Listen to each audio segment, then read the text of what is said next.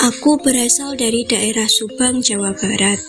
Sedangkan sekarang, aku berada di kota Bandung sedang menimba ilmu di salah satu universitas.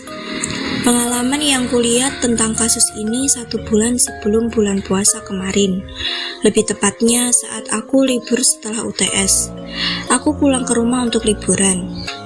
Bapakku adalah seorang petani dan pedagang, sekaligus profesi sampingannya yaitu membantu orang. Aku tak tahu harus mendefinisikan apa untuk bagian membantu orang ini. Jadi begini, di desaku ini kebudayaan Hindunya masih kental, tapi tradisi Hindu lama tak bisa dilepaskan, seperti membakar kemenyan saat ziarah ke makam, atau melakukan upacara-upacara adat di kampung, seperti ruatan bumi dan sebagainya. Aku tak tahu apa ini tradisi Hindu atau hanya adat istiadat setempat. Yang pasti kebiasaan itu masih bertahan sampai sekarang. Bapakku belum terlalu tua, umurnya baru 45 tahun. Bisa dibilang masih muda. Bapakku adalah orang yang selalu dimintai untuk mendoakan kemenyan saat mau ziarah ke makam, atau mendoakan air untuk orang yang sakit. Mungkin bisa dibilang orang pintar atau dukun, tapi aku menolaknya kalau dibilang dukun, karena bapakku tidak membuka praktek. Beliau hanya mencoba membantu orang-orang sekitar dengan ilmu kebatinan dan tidak memungut bayaran. Sekalipun ada saja orang yang berterima kasih dengan imbalan uang dengan nominal paling besar Rp20.000. Aku tahu karena aku sering melihatnya kalau sedang di rumah. Beliau tidak melakukan ritual yang aneh-aneh. Bila ada orang sakit, biasanya Bapak hanya memberikan air putih dalam botol air mineral yang sudah dilafalkan dengan doa-doa. Bapakku belajar doa-doa dan semua ilmu kebatinannya dari kakekku. Dulu sewaktu kakekku masih hidup, dia adalah sesepuh kampung sekaligus seorang syekh mayit. Aku tak tahu apa sebutan nasionalnya atau nama di daerah lain untuk julukan seorang yang profesi mengurusi mayat mulai dari memandikan, menyolatkan sampai menguburkan. Tapi di kampungku, orang yang bertugas untuk mengurus mayat disebut syekh mayit. Di sini untuk pertama kalinya pengalaman teraneh yang pernah kualami dimulai. Berawal dari kedatangan seorang pemuda yang berusia sekitar 25-30 tahunan dari kampung sebelah rumahku. Kita anggap aja namanya Kang Asep. Kang Asep ini datang ke rumah ba'da Isya. Aku masih ingat karena waktu itu aku sedang asyik nonton TV dan kemudian ibuku teriak-teriak nyuruh sholat. Kang Asep datang ke rumah dan bilang istrinya sedang sakit. Dia membawa botol mineral ukuran 1 liter. Aku yang sedang asyik nonton TV di ruang tengah mendengar percakapan antara bapak dan Kang Asep. Kang Asep bilang istrinya sudah seminggu sakit. Kata Pak Mantri, istrinya hanya sakit demam aja, tapi obat sudah habis masih tetap aja. Besok mau dibawa ke rumah sakit, tapi sebelumnya Kang Asep mau minta tolong kepada bapakku.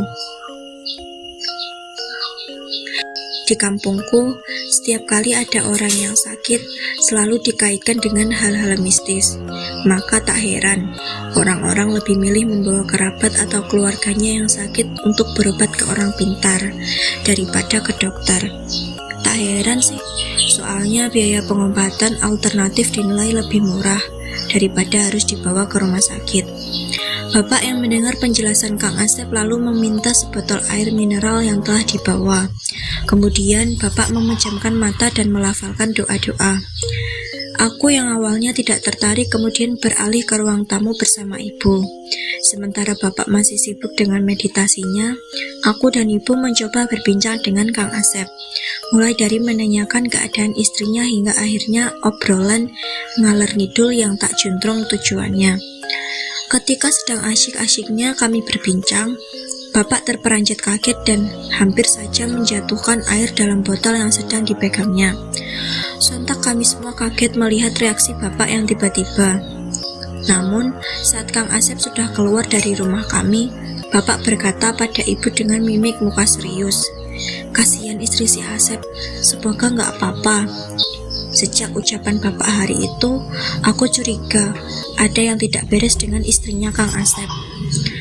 Benar saja, setelah tidak ada kabar selama bulan puasa, Kang Asep datang ke rumah 2 hari setelah lebaran. Dia bilang istrinya malah tambah parah. Istrinya sekarang malah seperti orang ayan. Kalau dulu cuma lemas, sekarang dia seperti orang gila. Kadang tertawa-tawa sendiri, kadang menangis. Bahkan yang lebih parah, kata Kang Asep, kalau sedang mengamuk, istrinya bisa marah-marah tak jelas, membuat kegaduhan dengan melempar barang-barang sambil teriak-teriak. Sebut aja nama istri Kang Asep, Teh Ratih. Kata Kang Asep, selama bulan puasa kemarin, dia dibuat kerepotan. Usahanya terbengkalai. Maklum, dia bandar kecil, jadi segala sesuatu diurusnya sendiri tanpa karyawan. Uang tabungannya juga menipis karena harus bolak-balik ke rumah sakit. Gejala yang aneh dimulai ketika istri Kang Asep di rumah sakit. Kata Kang Asep, waktu itu jam 1 malam. Saat sedang menjaga istrinya di kamar rumah sakit, tiba-tiba dia merasa lapar. Tanpa pikir panjang, karena melihat Teh Ratih sudah tertidur, maka Kang Asep keluar untuk mencari makan. Di depan rumah sakit memang ramai oleh pedagang yang menjajakan dagangannya. Setelah selesai makan, Kang Asep balik lagi ke kamar. Teh Ratih udah gak ada di ranjangnya. Awalnya dia gak merasa aneh atau curiga, karena berpikir istrinya sedang ke kamar mandi yang letaknya memang berada di luar kamar. Maklum, walaupun Kang Asep ini orang yang cukup berada, tapi hanya mampu untuk menyewa kamar kelas 3. 15 menit berlalu, Teh Ratih belum juga datang. Maka Kang Asep berinisiatif untuk mencarinya ke kamar mandi. Setelah sampai di depan kamar mandi, dia mengetuk pintu sambil memanggil-manggil nama istrinya. Namun ternyata pintunya tidak dikunci. Kang Asep kaget bukan kepalang ketika melihat istrinya jongkok seperti anjing dan menjilati air WC. Dia muntah sejadi-jadinya melihat kelakuan istrinya yang di luar nalar itu. Wajah Teh Ratih pucat, matanya melotot, lidahnya melet-melet persis seperti anjing. Begitu ucap Kang Asep kepada bapak sore itu. Mendengar cerita Kang Asep tentang istrinya membuat bulu kuduku merinding dan juga merasa mual. Apalagi ibu yang tak kuat dan langsung pergi ke kamar mandi. Sejak melihat kejadian itu, Kang Asep merasa yakin bahwa istrinya bukan sakit biasa, bukan sakit secara lahiriah. Maka dibawa pulanglah Teh Ratih ke rumah. Saya yang setelah cukup lama tinggal di Bandung yang bisa dibilang bergelut dengan dunia modernisasi, tak kepikiran waktu itu bahwa Teh Ratih diguna-guna. Keimananku pada hal-hal mistis sedikit demi sedikit telah luntur. Lagian, guna-guna atau santet setauku yang sering lihat di TV, biasanya cuma sakit perut, muntah darah, atau muntah paku.